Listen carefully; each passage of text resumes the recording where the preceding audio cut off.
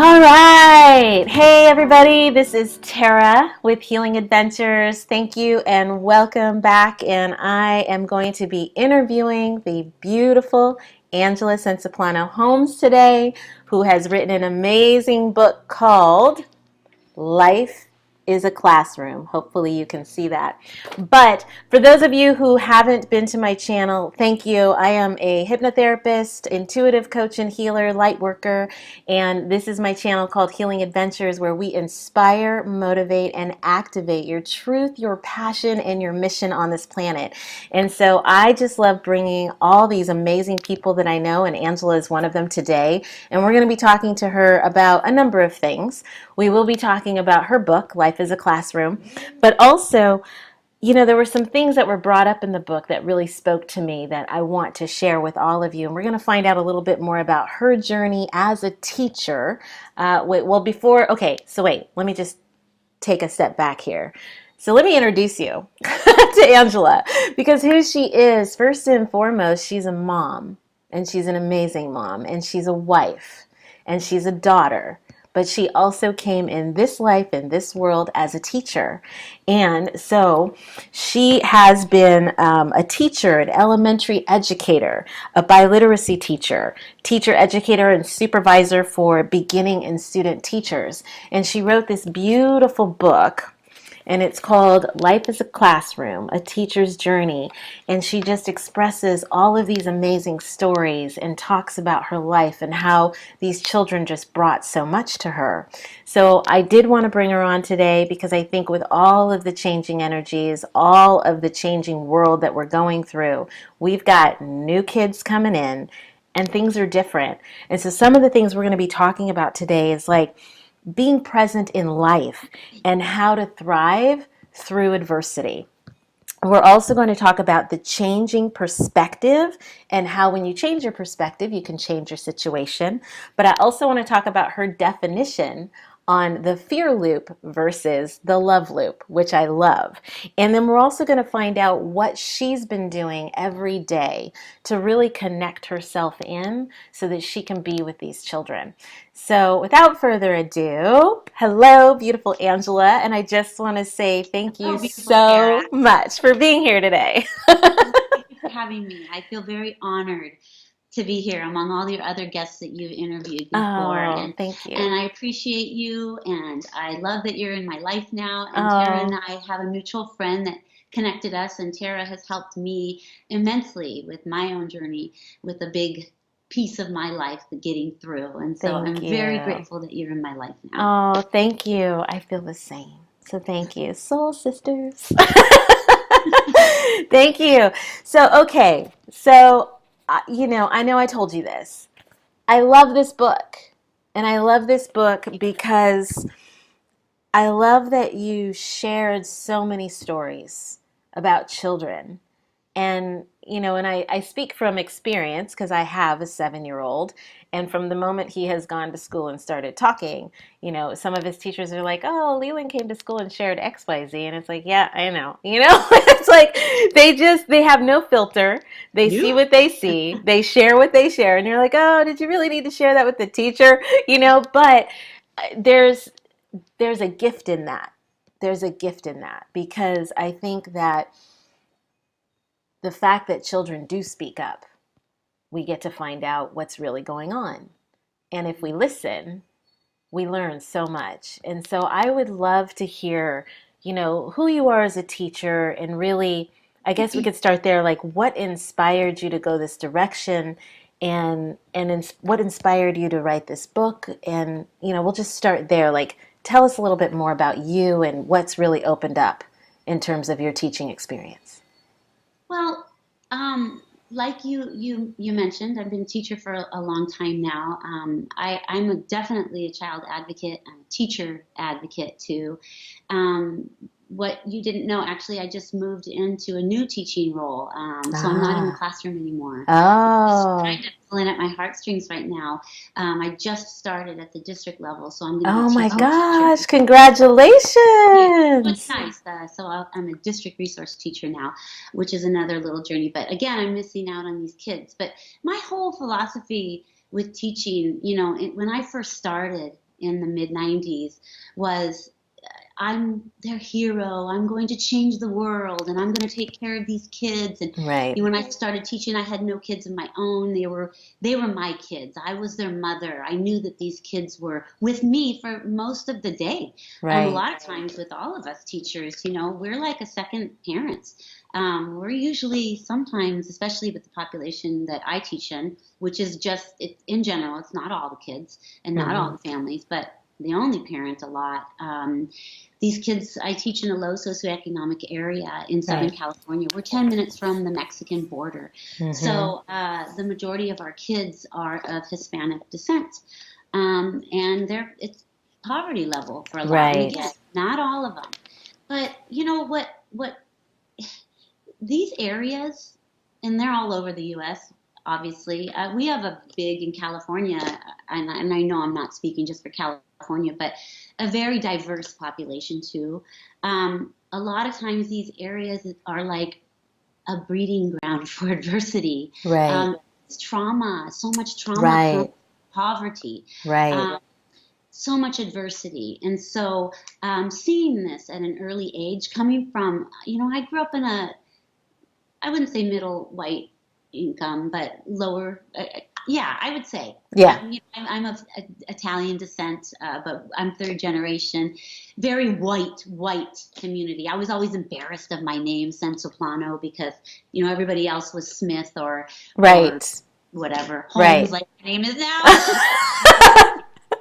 But anyway, so going into this community was kind of a shocker for me. Mm. I had never seen this. I was very sheltered, and I couldn't believe what I was seeing. I kind of pushed it aside though, and I noticed a lot of teachers do. When we teach in this low socioeconomic area, there's a lot of challenges with teaching.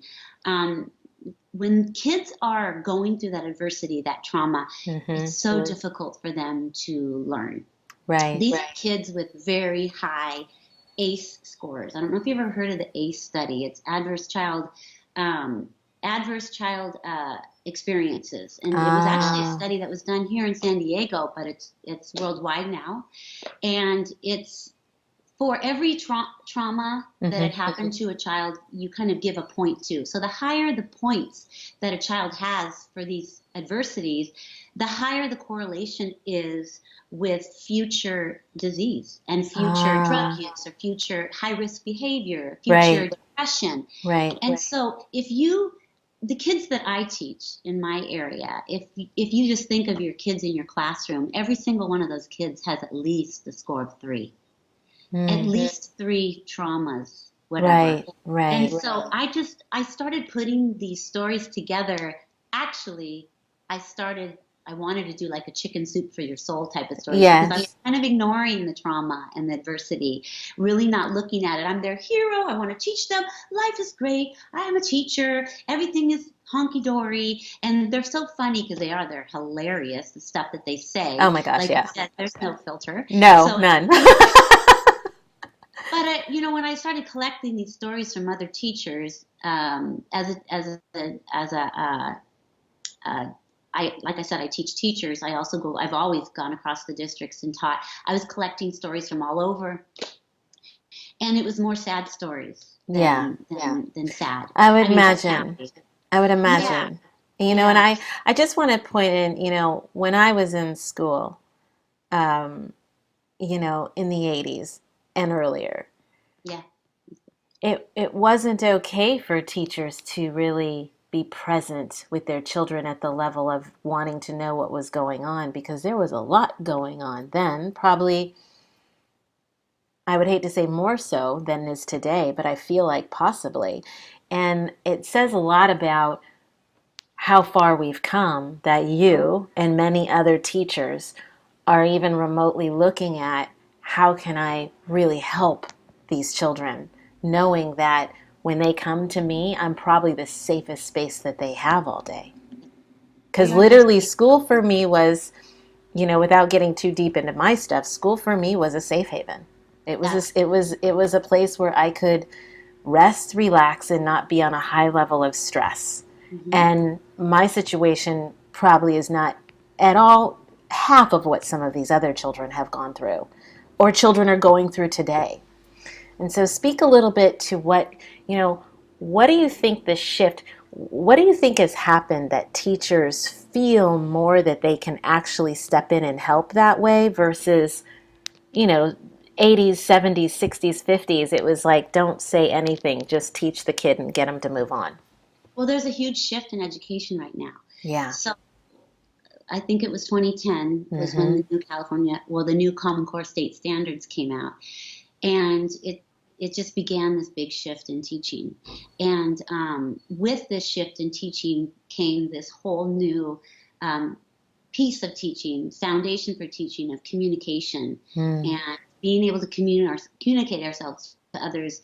You know, long gone are the days of the smartest kid in the class, the valedictorian, the person who could do Right. the ABC multiple choice. It's now about cultivating this um, ability to communicate with others and see the other person, and we're that's at the forefront of our teaching. And so from that has morphed in the past couple of years this social emotional learning, and so that's what we're giving out right now is part of our curriculum. We know that our curriculum, our math and reading and science and writing, cannot happen until that these kids feel safe in the classroom. And so Right. there's a whole new movement in teaching right now around the social justice standards. And Which is it, amazing.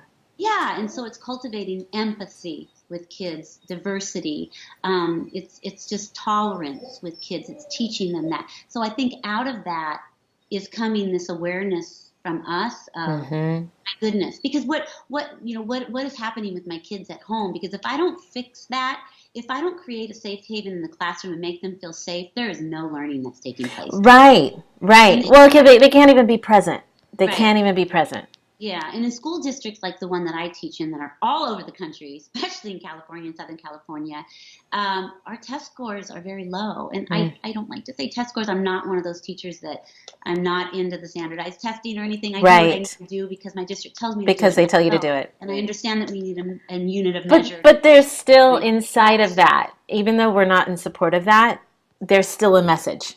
Yes, there's There's still a still a message. These kids message. aren't learning. So yes, we're delving into the social emotional learning, and we're teaching these kids how to be good communicators and how to get Mm. things out and how to talk. And at the same time, we're learning so much about these kids and what's going on with them. And so Right. yeah, we're counselors now too. Yeah. We're everything to these kids, and just seeing this, you have to hear this. You have to get this out in the open. You have to teach kids how to talk about this, and then you build this community, this safe haven place, and then they can learn because they feel Well, safe. they can feel vulnerable and open up, and they can surrender. They can surrender and open their hearts Yes. because And look at what you're breeding too. You're teaching them something that they're going to carry into their adulthood of how to communicate, how to it's amazing. see another empathetically, how to, care about other people regardless of their race, their color, their disability or not. It's just creating this social. Well, and that that just brings up even more because I'm a single parent.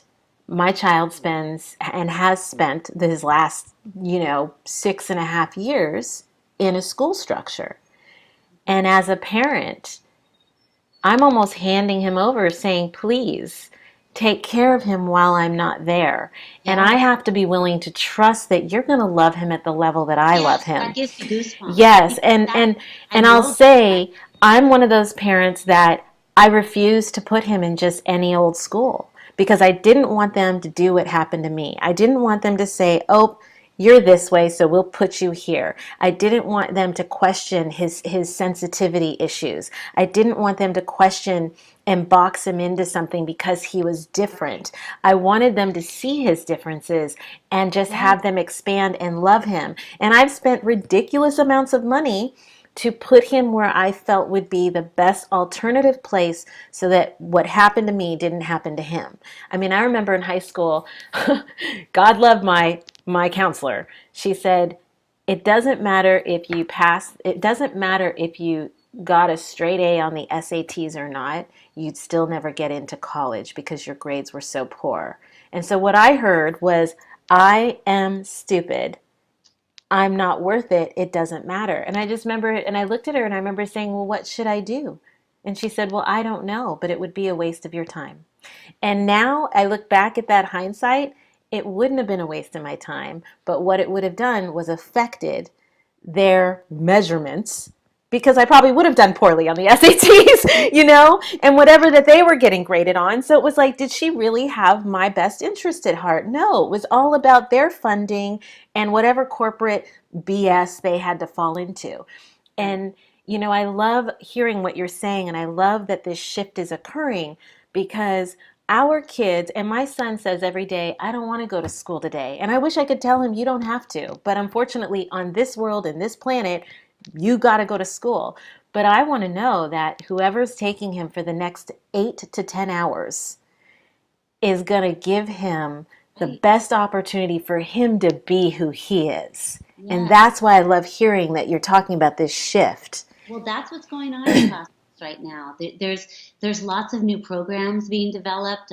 Thrively is one of them, I love where that. it really go look at it when we finish. Yes, It's really okay. neat. Thrively. It's finding out what strengths each child has, because we don't teach to the whole anymore. No, These yeah, are you long can't. gone. You It's can't. differentiated instruction for every kid. But what you said about that teacher, loving that your child and taking care of your child, it goes back to that ACE score, and how the higher the ACE score with the trauma and the adversity, the higher the correlation with disease and high risk behavior, addiction, all this thing later on in life. Research has proven, though, in regards to that the outcomes for that being substantially better Mm-hmm. all lie on the fact that if that child has one positive adult in their In their life life. at time, changes everything. And 99% of the time, that adult is a teacher. Yes. Power that we have as teachers with these little minds. Yes. They're not little minds. They're huge. They're Our huge. model. They should be our model for the way that they approach life. Yes, yes. No, I love that. And and that's a perfect spot because you had talked about a child's soul being braver than an adult soul. Tell me more about that. Well, with all this adversity that I see that kids go through, and I write about these stories in my book. You know, Rape as a Yeah. toddler. I, you know, Yeah, I was going to I, ask you, tell me what was the hardest story for you? oh God, there's so many, Tara. You I wouldn't know. believe what I hear.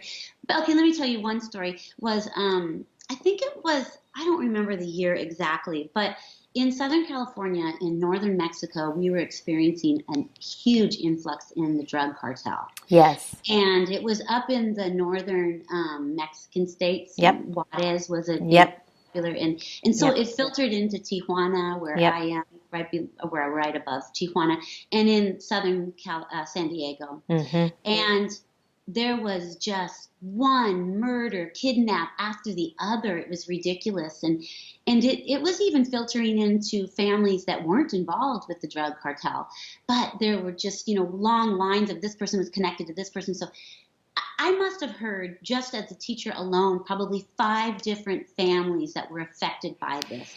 That I knew. This one little boy, Cesar, his father disappeared. They kidnapped him. They thought he was connected to Ah, Telling somehow. You could just imagine what happened to his no. father. But there Yeah. was this other family. This father came from Tijuana with his 2 daughters, and they had just lost their mother.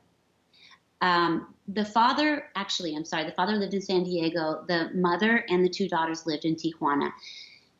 The mother was involved with the drug cartel with her brother, the uncle, Mm-hmm. and uh, something happened. The mother and the uncle were on the couch in the living room, and in comes a gunman and shoots them cold blank murder, just blood everywhere. The 2 of them were dead. The older sister saw the whole thing. Yeah. She came to us in fourth grade, so she was 10. She saw the whole thing happen. Yeah, right in front of her. So father went down, got them, brought them across the border, said, "You're living with me now and my new wife," and just wonderful man. These girls came, and I didn't know about any of this, and the older one was a mute at this point, Of course. scared. Yeah, She's terrified. just eyeballs. And she was like this for the 2 years that I knew her. Eyeballs just quiet. And the other little one was just happy-go-lucky. She didn't see any of this. Right. So this, and then also when we first started her, they were a year apart in school, Mm-hmm. and the older one just, she couldn't handle it. We put her into counseling. She immediately got what she needed in regards to counseling, Mm-hmm.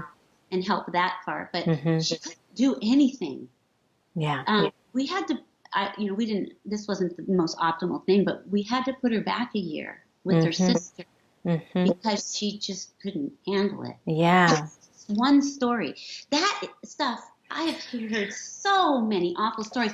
Like, just hearing that, it just kills me what these babies have to go through. Well, and I think it speaks so much to, and I heard it so much, again, back, I use my examples too, because I'm a full-time single parent and have been from the beginning. And in our situation, it wasn't a healthy marriage, and I knew that it was heading down a very dark, dark, dark path. And I said, because there were drugs involved, and I was like, that is not going to happen in this child's life. And people would always say they're too young to understand. Oh no, No, the everything. moment they come out of the womb, they are watching you and they are Yes, becoming you. yes. And everything that, even when they're asleep, everything that they hear, the background music, the background TV, it's all going into that little brain and they're becoming their environment. And so, I can only imagine, this little girl, how traumatizing that was. And whatever decisions she made in the moment of seeing that, how it just encapsulated her entire beingness, right? And so I love that you guys saw what you needed to see. I love that there was support there. But I really want people to understand that children are more observant than any They, adult will ever be. they are. And you need to be aware of their surroundings and what you're actually putting in front of them.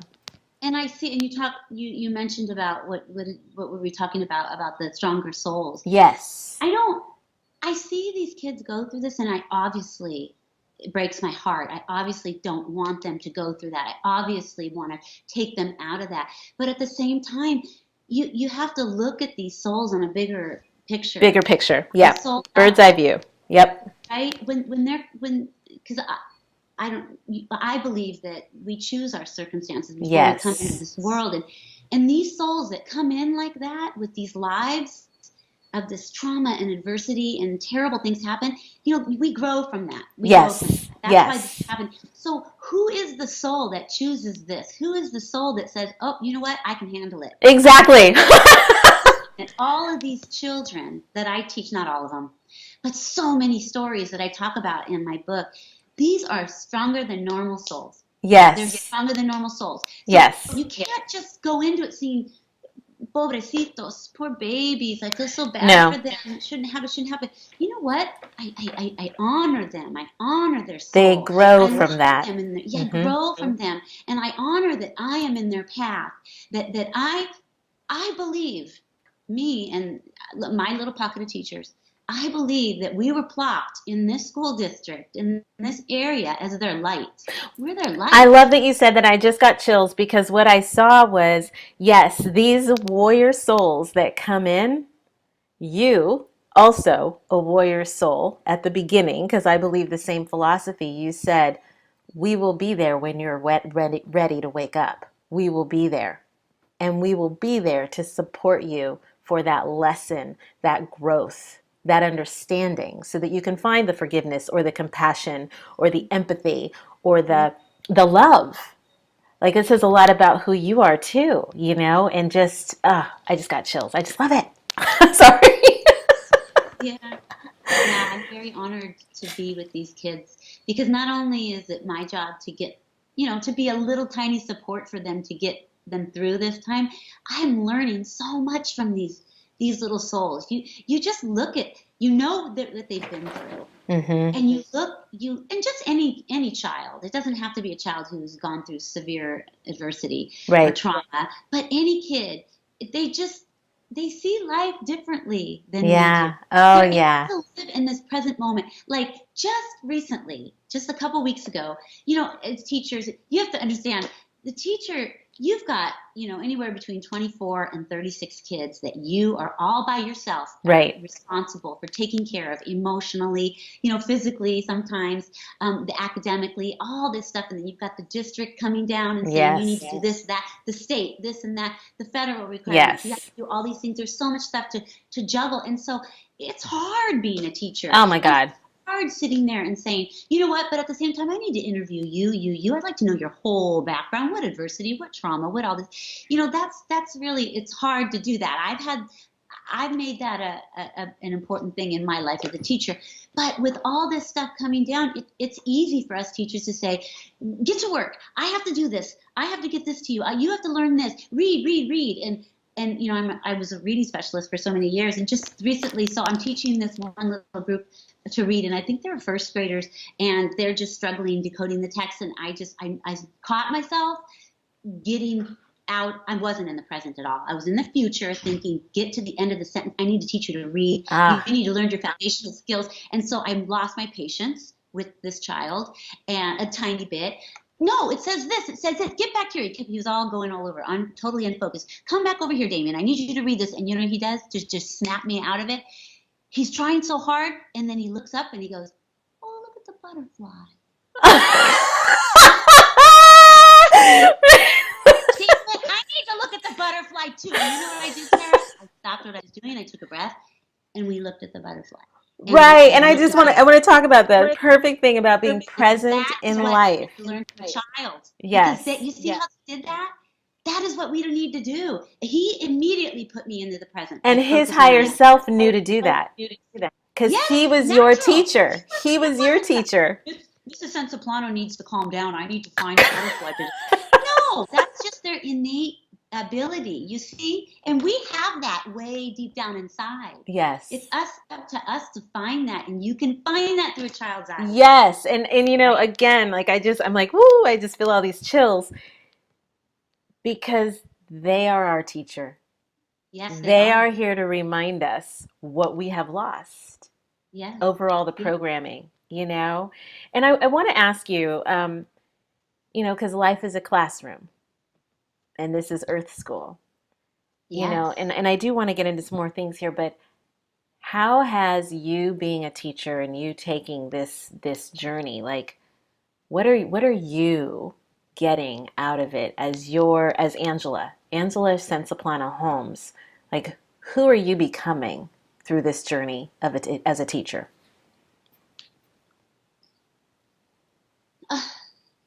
So much. I'm learning who I used to be before I was born. Mm. And I'm remembering. They're helping me to remember. That's who I'm being as a teacher. But I'm also feel this, like I said, this advocacy that I feel for children, this population that I teach. I want to be their voice. That's who I'm becoming too as a teacher. Voice for the teacher as well. And I'll ask, as people are watching this interview, and it's always my goal for people to like hear something for themselves. All of us have children in our life, whether they're our children, whether they're our friends' children, whether they're nieces, nephews, whatever. They're in our lives. What would you say to people?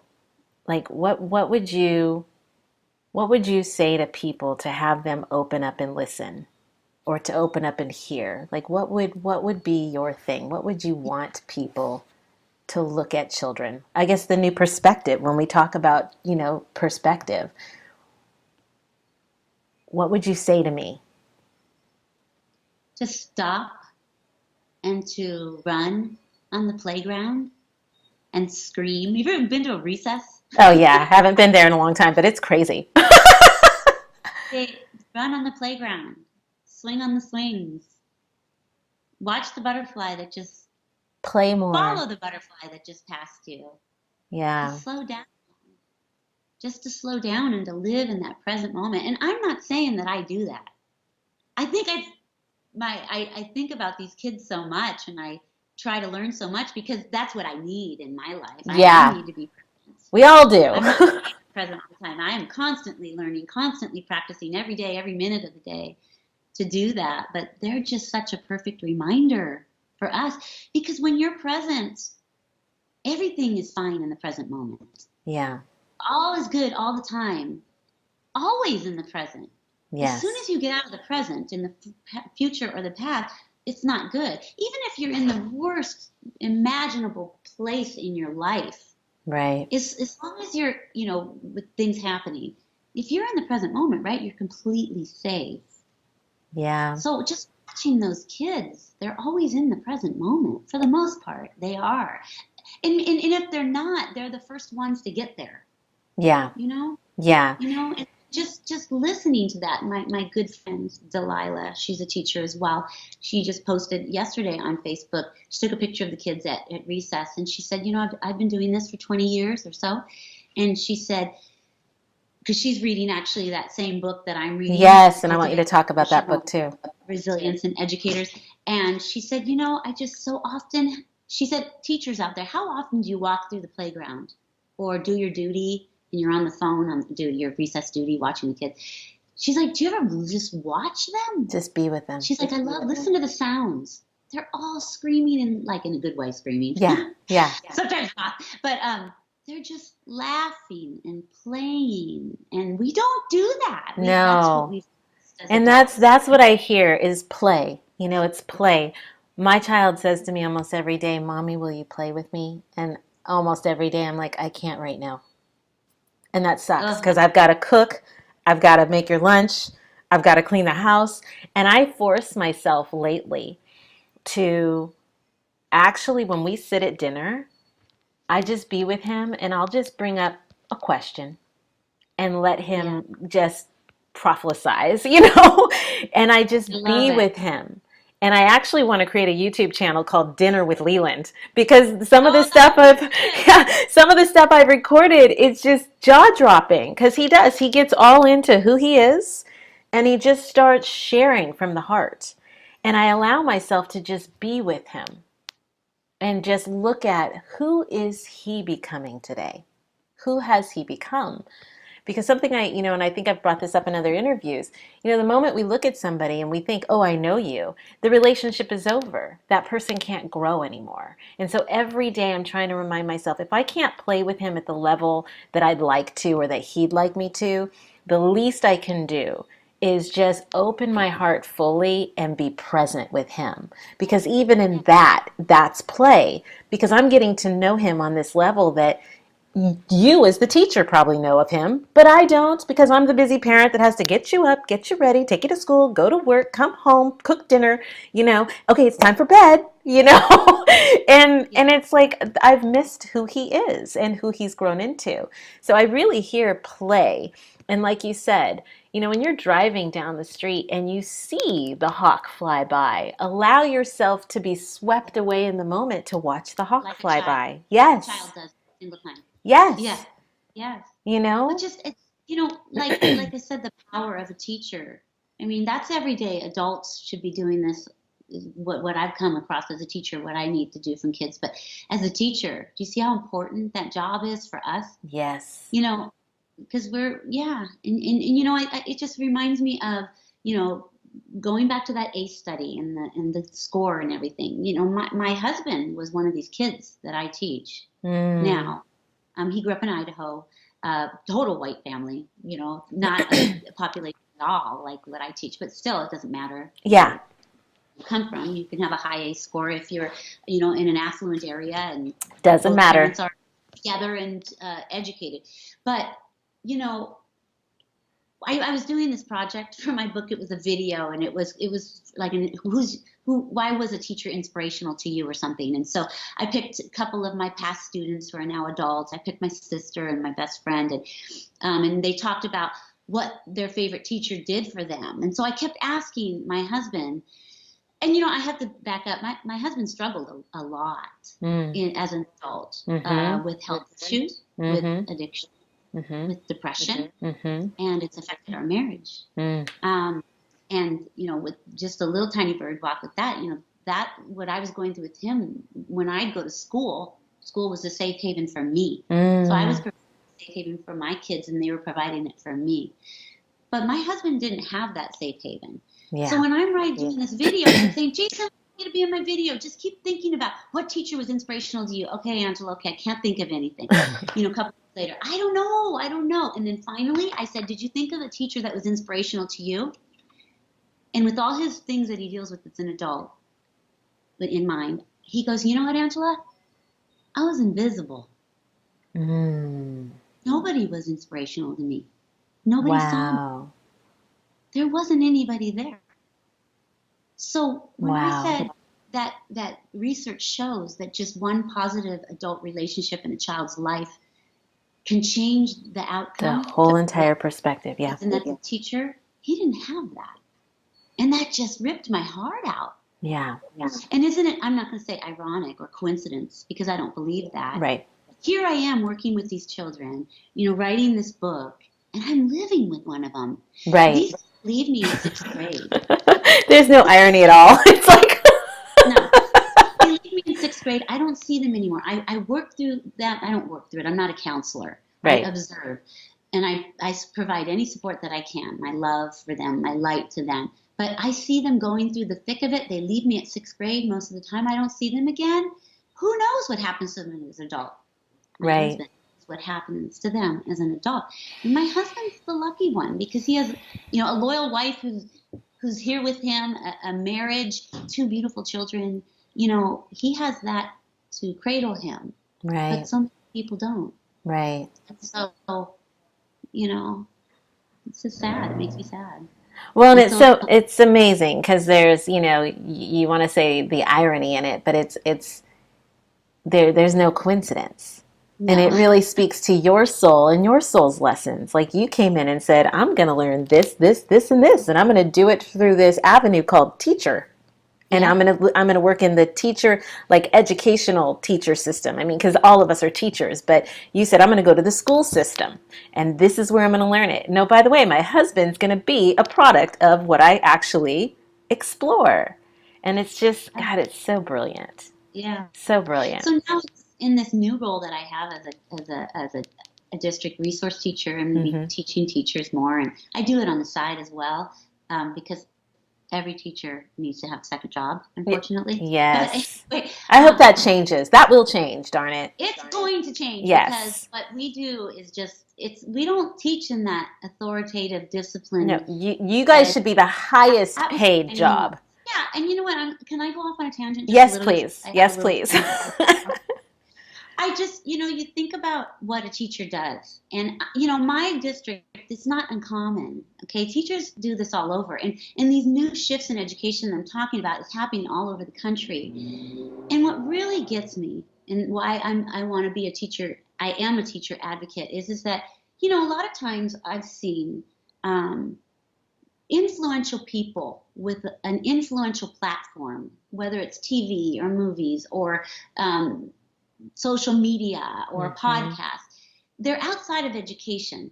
And if they're given the opportunity to possibly, today we're going to be talking about public education or whatever, more often than not, they highlight these archaic teachers who are a tiny bit of the percentage that are still around that are just crappy teachers who don't want to jump on any bandwagon or do anything new, which is not the norm. Yeah. That is not who we are. No, I believe that. Those people with these wonderful platforms to do that share with the whole country or the world, whatever, this little small percentage of horrible teachers, and they think that this is a snapshot of what public education looks like across the country, and it is not. No.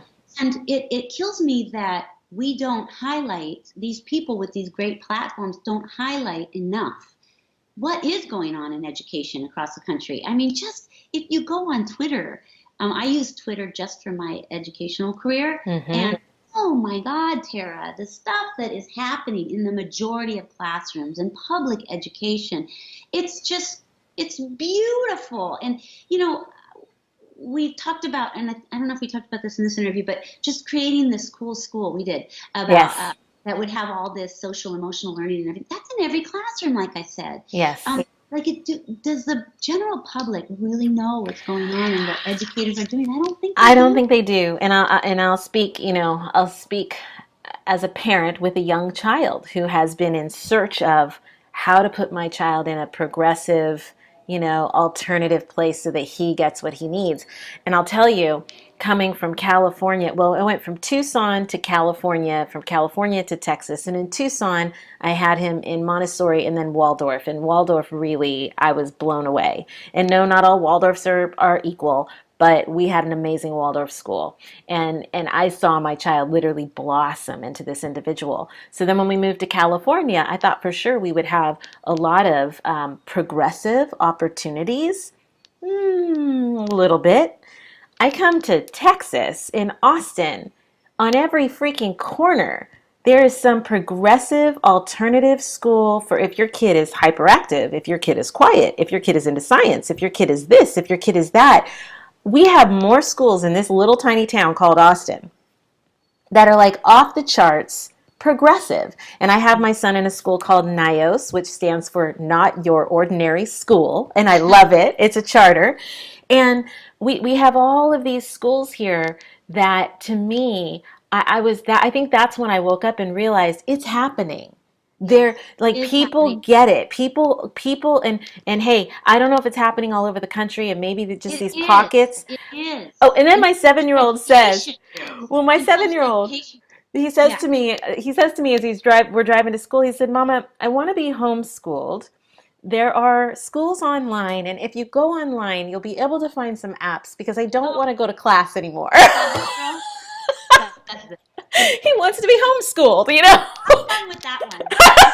And I said, honey, that's great, but who's going to teach you? I'm going to teach me. I'll go online. And I'm like, Oh God. and maybe one day that's going to happen. Who knows? Because these kids are coming out like crazy amazing.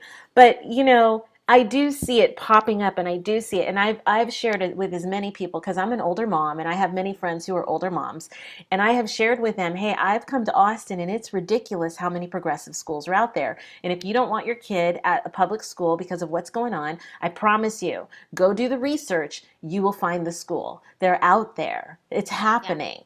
And yeah, Yeah, it's talk about happening. that book I'm giving props to public education because it's happening in public there education too, all over. I mean, you which should is see what's great. happening in our school district, national school district, such a progressive school district. What's happening just with the social emotional learning and Love that. the mindfulness, the growth mindset, Yes. the all of these teaching tolerance. It's all the forefront of education now, and all the way to the 21st century classroom design Right. with, these kids are sitting on like bouncy balls, and they have Yes. humongous computer screens with just the latest technology. This is public education, and I'm not the only district doing this. This is Right. all over Right. the country Right. of what's going on. And Well, so, it's like that yeah, video that went around too with the in detention they were doing meditation and yeah, yoga in the detention, and yeah. I'm like, that's perfect. It's That's what we amazing. do in the majority of our classrooms, Sarah, in our district. That's what we do. We do meditation, and the yoga and meditation, and they do these computer programs. Like there's a website. I forgot what it is right now, but every teacher starts the day with that pretty Yeah, much. And it's which is not amazing. mandated. It's because teachers are realizing They want the to. they want to. And again, I think it's coming from the kids because they need it, and they're letting these. They just take it all in, these kids. Well, and And I want to ask, because I read it in your book, share with us what you do every day to really bring who you are in well, terms of tapping into that higher self in the verbal energetic cue that you give them. Share with well, us what you do. but these kids that I teach, they're not always sweet and lovely. No. So a lot of times, their issues come out in behavior problems, Yes. and they can be a challenge in Yes. regards to that. And it's it's so easy for an adult or anybody just to meet that with, "Oh, I'm going to get you right back," Yes. or, "Oh yeah, you're gonna sit your butt down in the corner and you're not going to move," or Right. whatever. That doesn't work.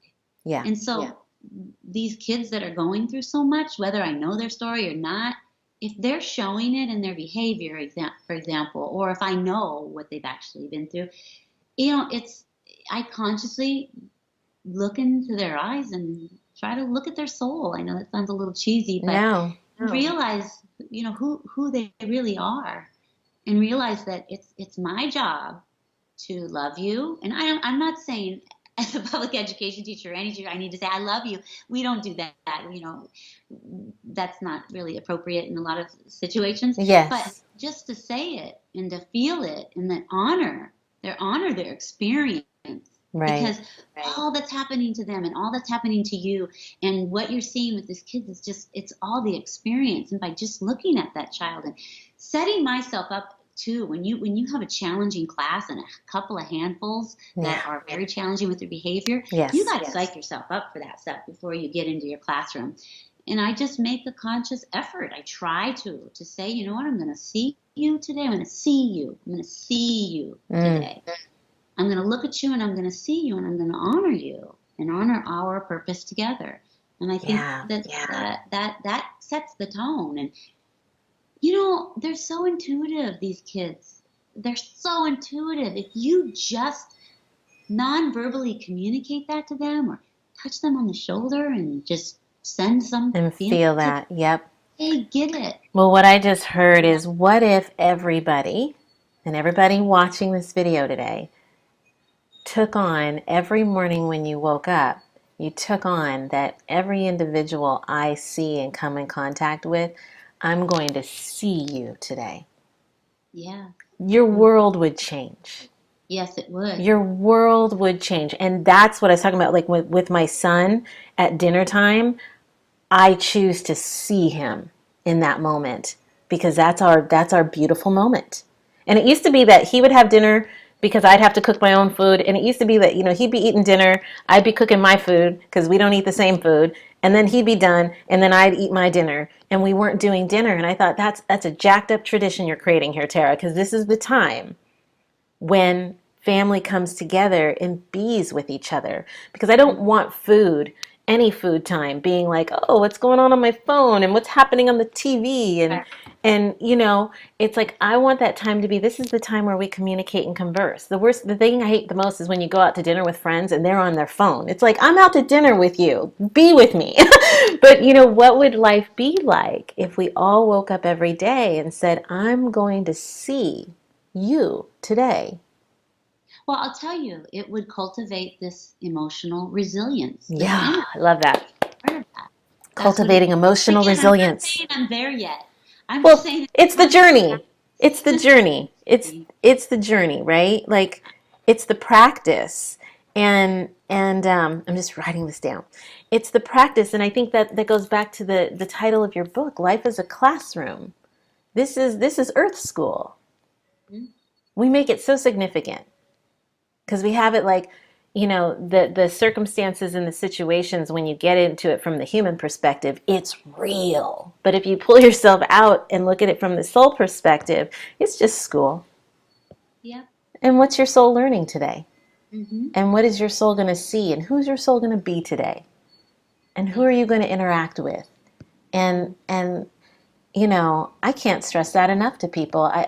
That's one thing I want people to get. Life is a classroom. Yes.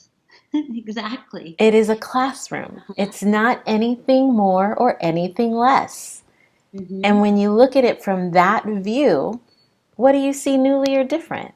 And maybe you can take the significance out of it and really just allow yourself to surrender and open your heart fully and love through whatever that circumstance is that's happening in your life.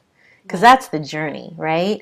Like, you as the teacher, you open your heart to these children, and they're able to just fall in to then open their hearts and speak and be who they are. Yes, exactly. Exactly. And you know, when you do that with a child, you Ah, allow them to open it up yeah. and you cultivate their social and emotional Yes. learning.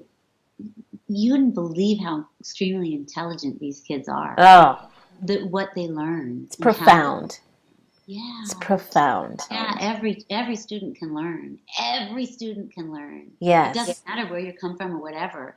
But if you create that slate for them with that, all of that what we've been talking about, it's just they blossom and they grow and it's really neat. It's amazing. And you know what? We blossom and we Yeah. grow.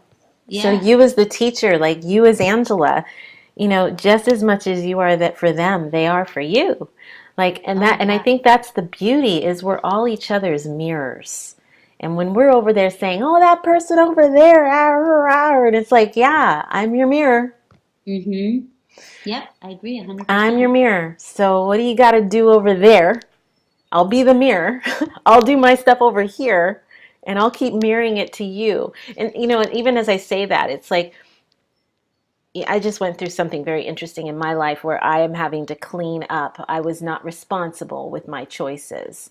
And it hurt somebody in a very deep and profound way. And I hurt myself mostly because I wasn't standing in my own truth and power and trusting in my own truth and power.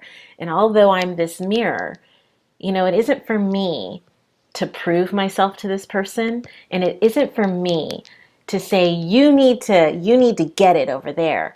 All there is for me is to dive deep, look at what I did and do the work on myself. And as my mirror shifts and changes, that mirror over there will shift and change too. And we'll either shift and change together or we'll shift and change apart. But that's really, I think my child has taught me that so much. Mhm. He's my mirror and he loves, he loves to use my lines on me. Like I'll say something like, "Oh, you can't do that." And he'll say, "Oh, you can't do that. You Yeah. said you can't do," and I'm like, "You can't use my lines on me. I'm the mom." But it's that mirroring. And I remind myself when children show up in this way, it reminds me, "Oh, wait, wait, wait, wait. I got to do the work over here." And when I do the work, it's going to resonate over there Hmm. and they will shift. And it's almost as if they came here and they said, "We're going to keep pushing until you see who you are. We're Right. going to keep pushing until we see who you are. And when you wake up, we'll change." You Yeah. know? Yeah. Uh-huh. It's like they know more than we do. Shoot, we've Yeah, been they do. completely programmed out of it. Yeah. And again, I think we need to look at those kids and remind ourselves that we were like that once and that we Yes. have that inside. They're just untainted. They Yes. haven't gotten to the point yet that we are at, right? And I'm not saying No. all of us, but yeah, they're just so easily brought back into the present moment and distracted for the good It's or, beautiful. understand the joy in life. Yeah. I have a few more things. A few more. The thing that I also wanted to bring up, and then I want to read a piece in your book. But you talked about the fear loop versus the love loop.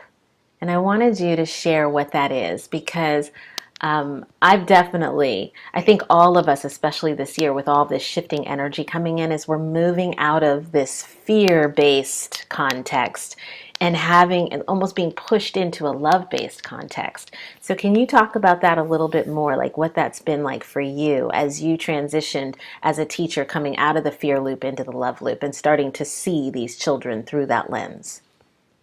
Well, it's really easy to get wrapped up in the heartache of all that, especially when you have so much invested in these kids as a teacher. Yes. People get burned out. Yes. Being a teacher without the emotional side with all these kids and seeing what a big population goes through with adversity, it's easy to get burned out. And you've seen what I've seen. I mean, and I've seen two children die. Mm. It's awful, Tara. And I think, why didn't I get burned out? Why didn't I just take all this stuff and run the other way? I think that was one thing that I talked about is when I started to open up my eyes as a young teacher and realize it wasn't all about me being their hero and everything. And hold on, these kids are going through some crazy stuff right now. Right. That, am I going to run from it? Am I going to be afraid of all this and run from it, or am I going to embrace my purpose, why I'm here? And so, it's I think that just getting out of that fear loop and thinking that this world is going to end and this is awful and should not be happening Right. with children and that is it. Right. Is just like just looking at the other side of it is that, look these souls. These are souls that are learning from all of this and growing from all of this. And you know what? I'm planting my feet. I belong here. I'm in the love loop. I'm going to stay here. I'm going to take care of these kids. I'm going to give them what I can give them. And I'm going to help teachers and try to help teachers and hopefully give them what they need to be able to take care of these kids. Right. Oh, it's beautiful. And I think when we when you see through that lens of love instead of the fear of context, that it shifts their world too. Yes, I do. They continue to step into love.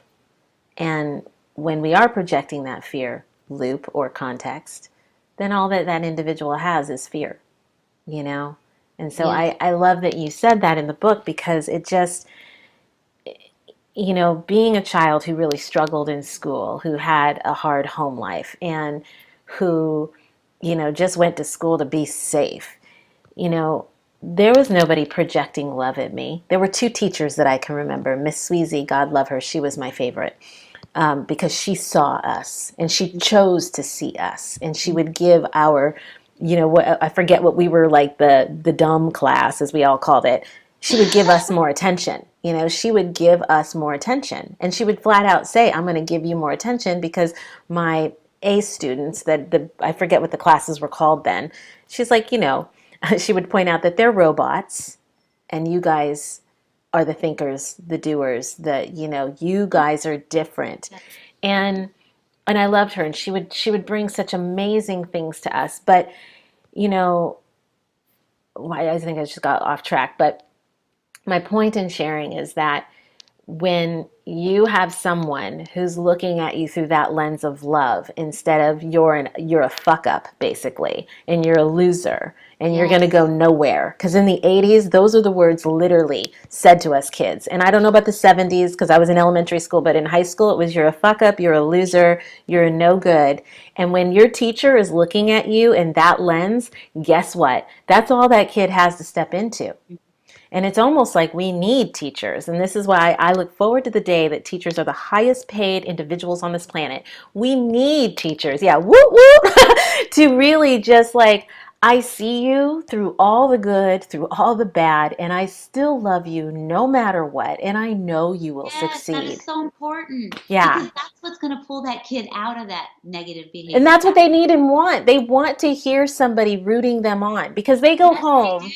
They go home and they're like, that. And I catch myself doing it to my child all the time, where I'm just nagging on him. And I'm like, Tara. And sometimes he'll get out of the car and he's just like, oh. And I'm like, shit, I'm creating that. I'm creating that. So no more, we can't talk about that on the way to school anymore. We can't talk about these things, because I want him to know that who he is this great, amazing individual. And so I love that, more teachers that stand inside of, I'm going to look at these children through my love loop. I'm just going to keep looping the love all around them and just encompassing them in that love.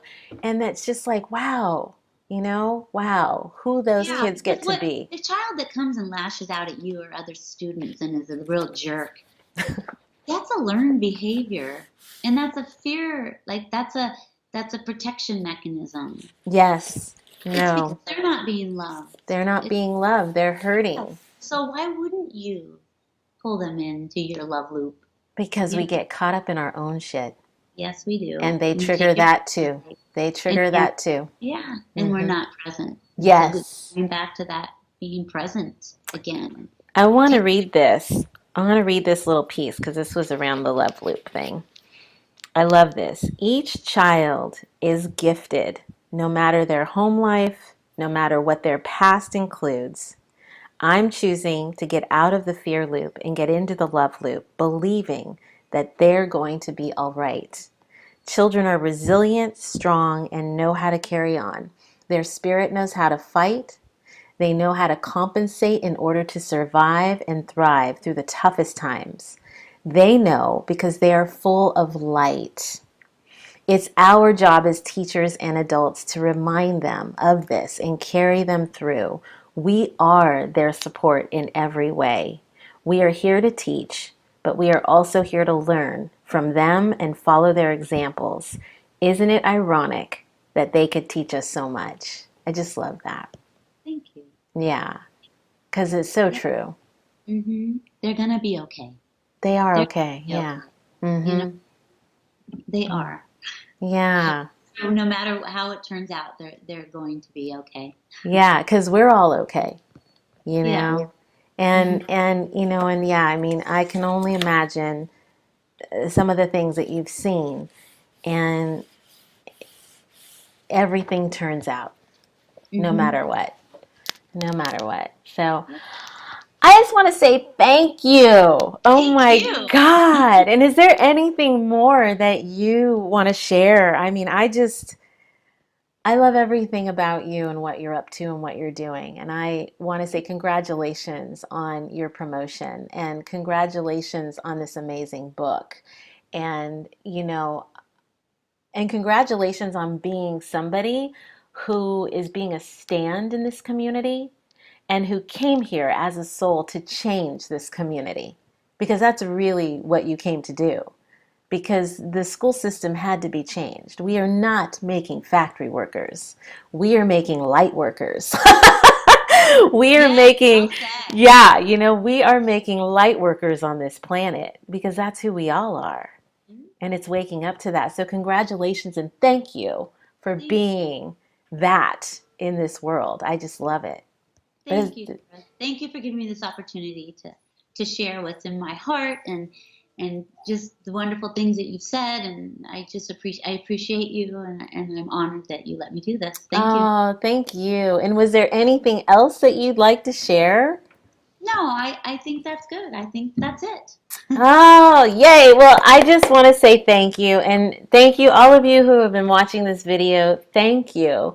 If you liked what you saw here, please do subscribe to my channel, share the video, like the video, add any comments below. If you've got questions for Angela or myself, please, by all means, let us know. I am also going to have a link to Angela's book, to her website. If you're a teacher or want to be a teacher or have any, you know, interest in this field or this conversation, she is an amazing individual to speak to. So thank you all for watching, and until next time, we'll see you later. Bye.